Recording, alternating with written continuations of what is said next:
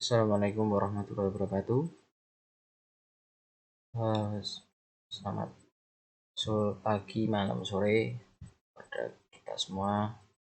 Semoga sehat selalu. Sebelumnya perkenalan terlebih dahulu, saya mahasiswa pendidikan bahasa Inggris UIN Raden Mas Said Surakarta, Fikri Sanudin Darmawan, NIM 196121096, akan mempresentasikan mengenai urban sufisme.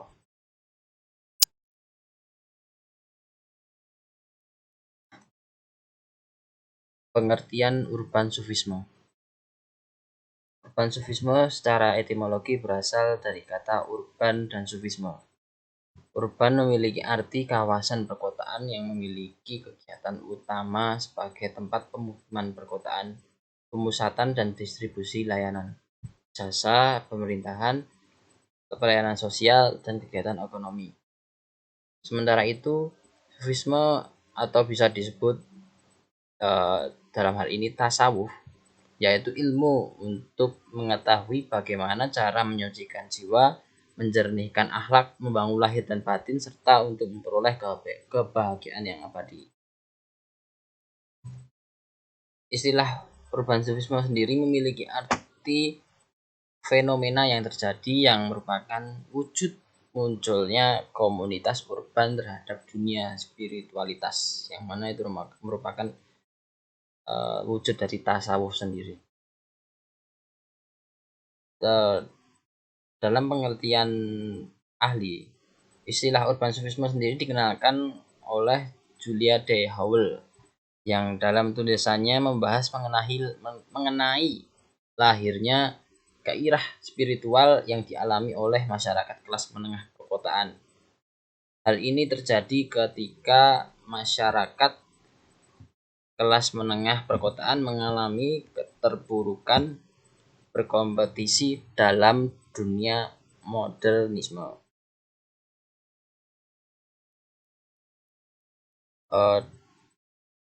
Wasista Jati dalam hal ini menyebutkan bahwasanya pemaknaan sufisme hanya berkutat pada bentuk pencarian solusi masalah kehidupan, terlebih lagi dengan adanya gesekan iklim perkotaan yang sifatnya individualis dan hedonis, mengakibatkan ketidakjelasan pemaknaan ritual keagamaan yang dialami oleh masyarakat neo-modernisme tersebut. Sejarah munculnya urban sufisme di Indonesia. Dari awal Islam masuk ke Indonesia, sebenarnya telah mengembangkan dakwah dengan cara sufi, itu melalui jalur perdagangan, dan hal tersebut dibuktikan dengan metode para wali songo yang melakukan dakwah di Indonesia. Metode tersebut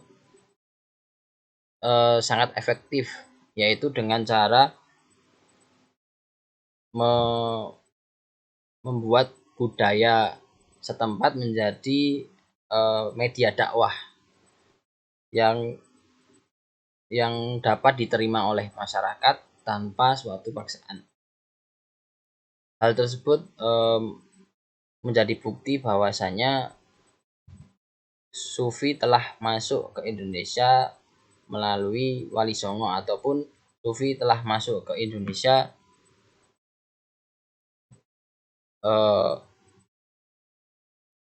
bahwasanya Sufi telah masuk ke Indonesia dengan saat awal Islam masuk juga.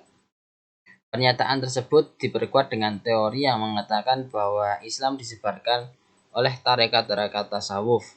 Tarekat-tarekat ini menjaga ajaran para sufi dan berperan dalam penyebaran Islam.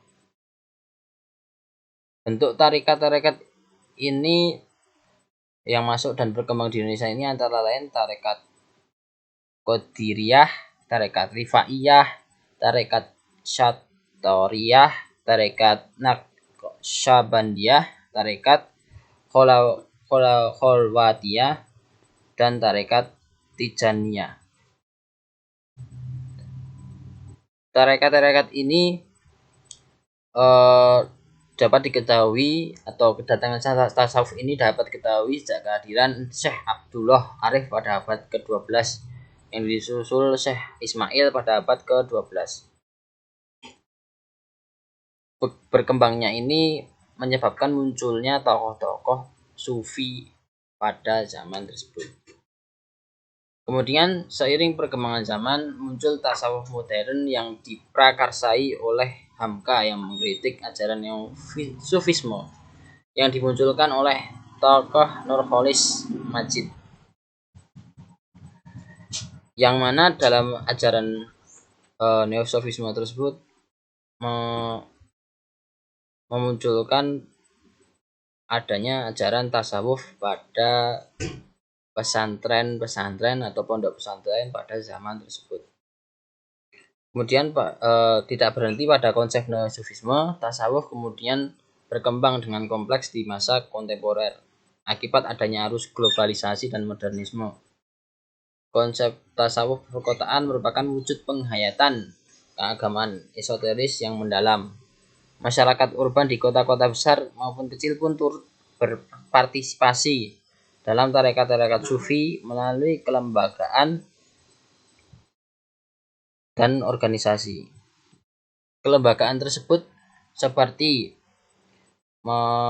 Indonesian Islamic Media Network, Iman, Kelompok Kajian Islam Para Madinah, Yayasan Tazkiyah, Tasawuf Islamic Center Indonesia, ISQ, dan seterusnya. Mengikuti organisasi ini memiliki latar belakang sosial dan turut berperan aktif dalam proses politik dan perubahan sosial. Kemudian hikmah dan faktor munculnya urban sufisme. Hikmah dari munculnya urban sufisme di Indonesia yaitu yang pertama sarana pencarian makna hidup masyarakat perkotaan. Yang dalam hal ini masyarakat perkotaan telah mengalami campur tangan antara globalisasi ini dan modernisme, yang mana mereka hampir menjauh dari agama. Yang kedua sebagai sarana pergulatan dan pencerahan intelektual. Dalam kelompok urban sufisme ini terdapat sebuah yang mungkin perkumpulan yang membahas mengenai sesuatu yang sedikit intelektual, yang membahas mengenai sesuatu yang agama ataupun sosial, politik, dan lain-lain. Yang ketiga sebagai sarana terapi psikologis, di mana dalam hal ini urban sufisme yaitu tasawuf perkotaan yang mengarah pada masyarakat perkotaan yang pada saat ini atau pada saat tersebut mengalami psikologis yang sangat turun dalam hal keagamaan atau dalam hal spiritualitas, yang kemudian munculnya urban sufisme ini sebagai menjadi sarana terapi psikologis pada masyarakat perkotaan. Yang keempat, sarana perkembangan wacana keagamaan. Ya, karena urban sufisme ini mengarah pada tasawuf, yang mana tasawuf ini ilmu yang mempelajari mengenai spiritualitas, akidah, akhlak, dan lain-lain, yang merupakan suatu acara atau suatu ibadah keagamaan yang memungkinkan masyarakat perkotaan menjadi berkembang dalam beragama.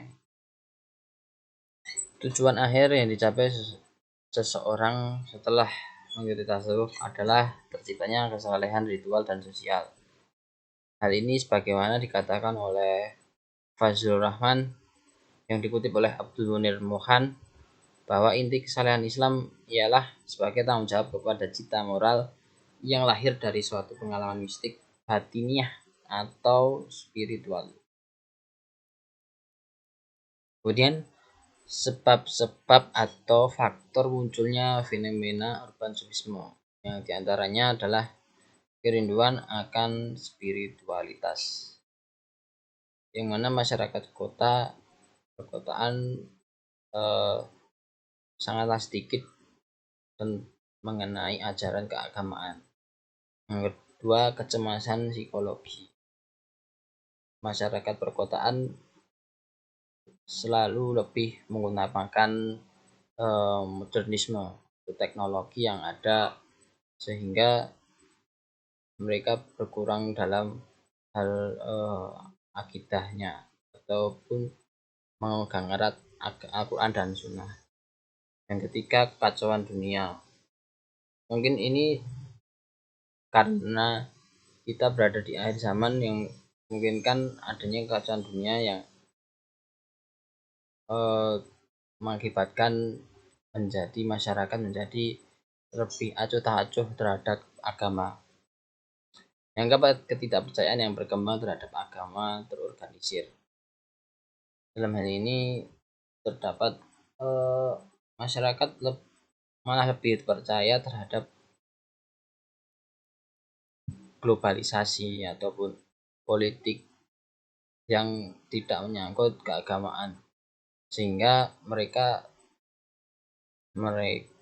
lebih tidak percaya kepada agama. Yang kelima, kesadaran baru, bahwasanya kesadaran baru ini masyarakat perkotaan menjadi sadar bahwasanya agama itu penting, bahwasanya ilmu dalam batiniah atau spiritualitas itu penting. Kemudian sikap masyarakat Islam terhadap urban sufisme. Sikap masyarakat Islam terhadap urban sufisme sangatlah baik. Mereka menanggapi fenomena tersebut melalui respon yang baik.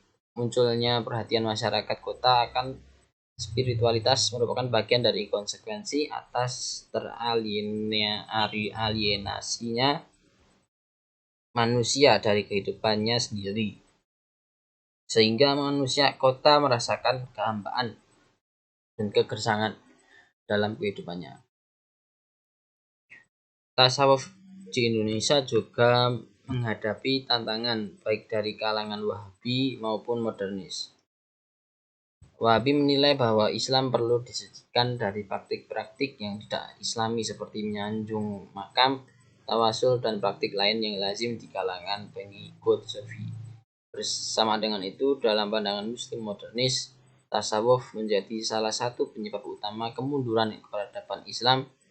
Kaum modernis berpendapat bahwa dengan ruh rasionalitas Islam dan tanpa aspek mistik, Islam dapat melampaui peradaban. Mungkin itu saja yang dapat saya sampaikan. Bila ada salah kata maupun ucapan, saya mohon maaf.